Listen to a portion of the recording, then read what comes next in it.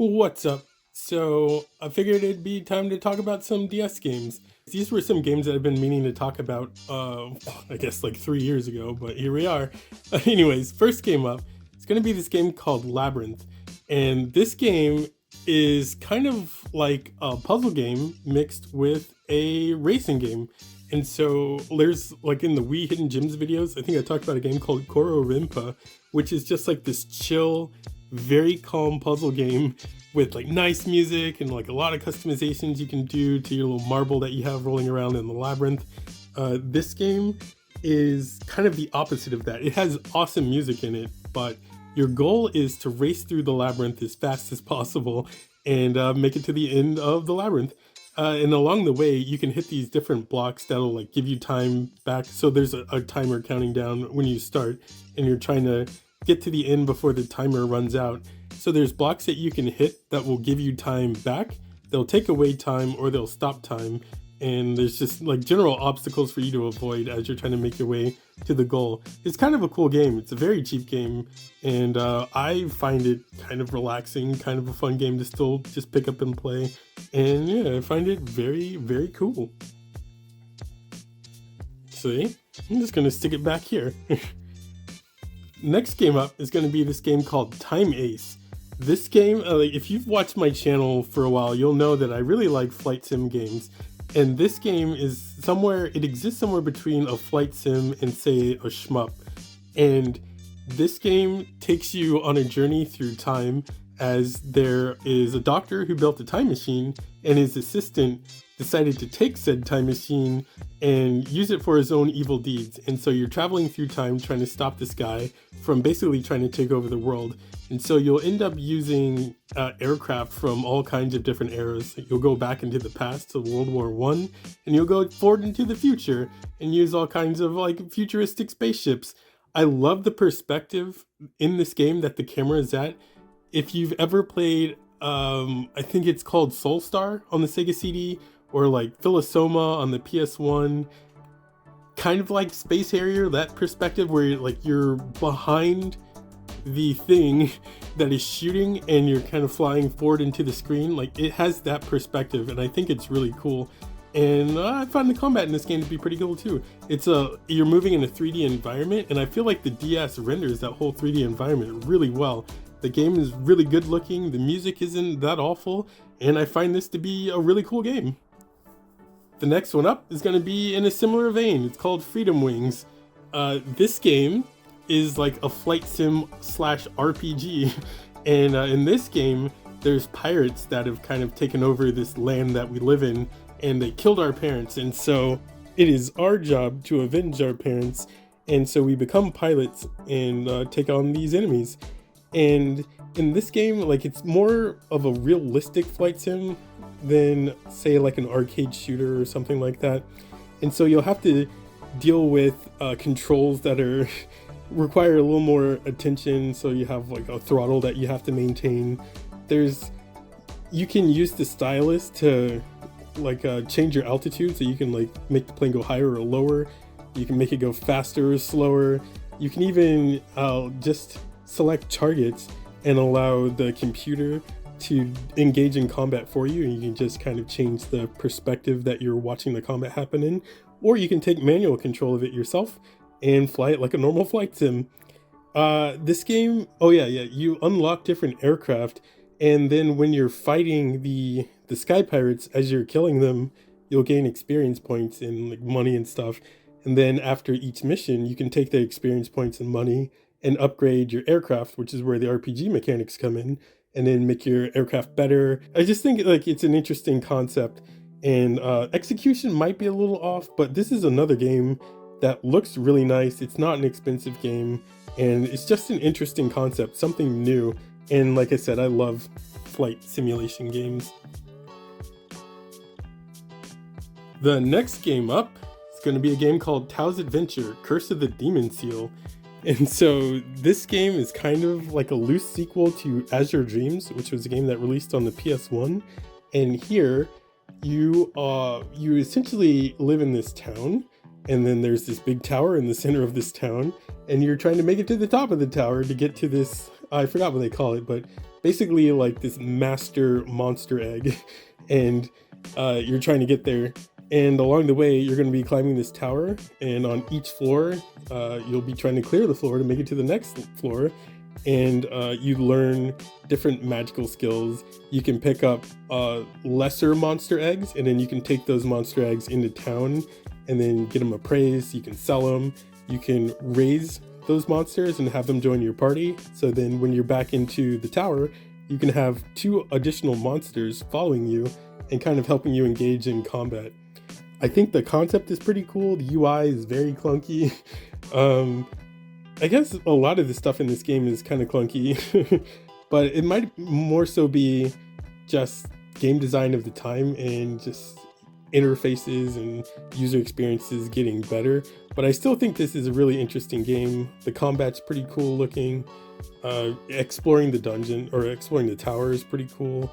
There's a large kind of town area for you to explore and like people for you to meet and talk to and stuff. And there's all kinds of loot to find as you're climbing the tower.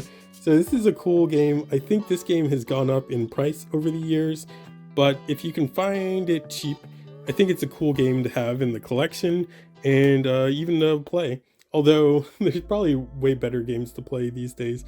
Like I said, these are games I wanted to talk about a few years ago and just never got around to it. So I still want to at least bring these games up because I feel like a lot of people who watch this channel have a similar taste in games to me.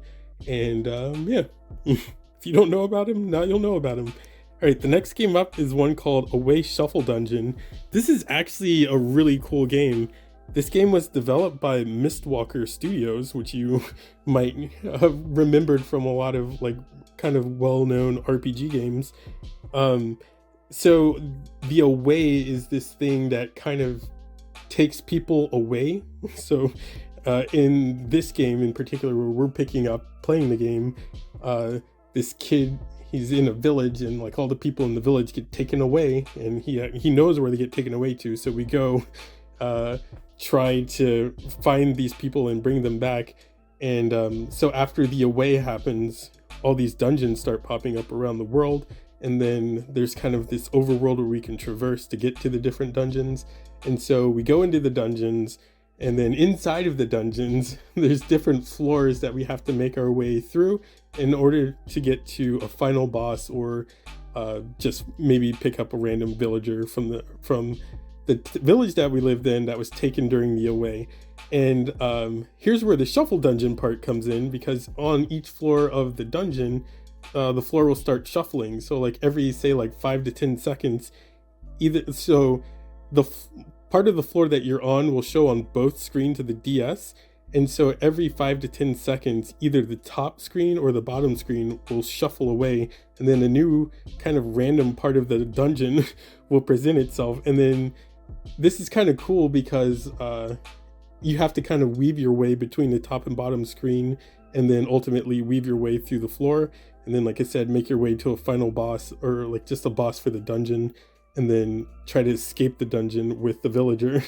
And it also reminds me of Dark Cloud and this other game on the Dreamcast called Evolution, World of Sacred Tomorrow, where you're rescuing people and you're slowly rebuilding a town or a village. And then as you're doing that, you're opening up new shops. These new people that you've rescued bring in new skills. They can give you new items. They can let you access stronger weapons and stuff like that. And it's just like a really cool concept. Like I said, this game, like the dungeons, kind of remind me of The Legend of Zelda in the way that you traverse them. The combat, the boss fights are all very Legend of Zelda-esque. And I just think the concept of the shuffle dungeon is pretty cool. And then just harkening back to, say, like Dark Cloud and Evolution is kind of cool, where you're rebuilding a town. Okay, and the very last game that we got here is going to be totally not Metroid, Scourge Hive. So this is basically going to be an isometric version of Metroid. This game, obviously very heavily inspired by Metroid. You play this character named, Genosa Arma, I think was her name, Genosa Arma. And she's a bounty hunter. She gets sent to this alien planet to investigate some alien parasite. she gets infected, and she's looking for the main host and a way to cure said disease that she's picked up. And this game, like I said, is very much inspired by Metroid, but what kind of sets it apart is that where Metroid is kind of like a slow-paced, exploration-heavy game, Scourge Hive, on the other hand, is just like non-stop action. Like this game, it's very, very, very action-based. It's very, very, very platforming-based. And I know like Metroid is platforming-based, but this game, it's more than just jumping from platform to platform. Like you're jumping from platforms, you're climbing ladders, you're what do you call it? Like straggling over pipes. You're doing all kinds of stuff in this game, and the combat's really cool. Like I said, it's just super action heavy. You're trying to, so like in Metroid, you have the different save points and stuff. In this game, you have those kind of save points as well, except those are called decontamination points, meter that's always counting up, because like I said, Genosa gets infected with this parasite when she lands on this planet, and as soon as that happens, this contamination meter just starts counting up, and if you hit 100%, then Genosa gets taken over by the Scourge.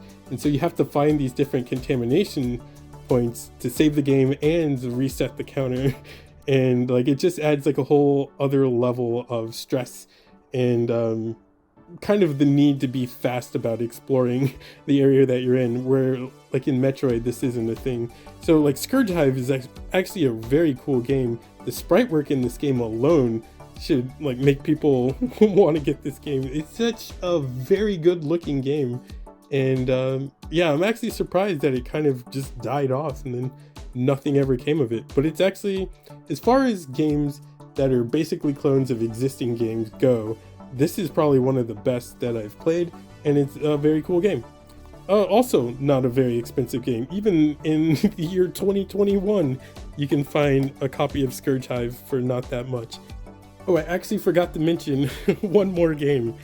So this game is going to be called Flipper Critters, and I am a huge pinball fan, and I love this game because this is like an adventure game mixed with a pinball game, and it has a vertical scrolling shmup in it. So this game was like purpose built for me, I feel like. And like I was saying, this game, I don't know if it's going to come out on camera very well. You're in this kind of village, and the village has different sections, and each section of this village kind of corresponds to a different pinball table, and they all kind of seamlessly mix together. And so you'll have objectives on each of the different sections of this village where you're trying to like achieve them by playing pinball, and that'll open up different areas of the village. You go to these different areas, and you get new quests and stuff to do, and you'll also unlock mini games and stuff. So like I was saying, it has a vertical scrolling shooter that's actually kind of decent. It's not amazing by any stretch of the imagination, but given that it mixes pinball, shmup, and like an adventure game all together in this like super budget game, I thought it was really cool. Conceptually, this game kind of blows my mind that it even exists, and it's kind of the kind of perfect game that I would have loved to like develop myself. And like I said, the fact that this game even exists blows my mind. It's probably one of my more favorite games on the DS.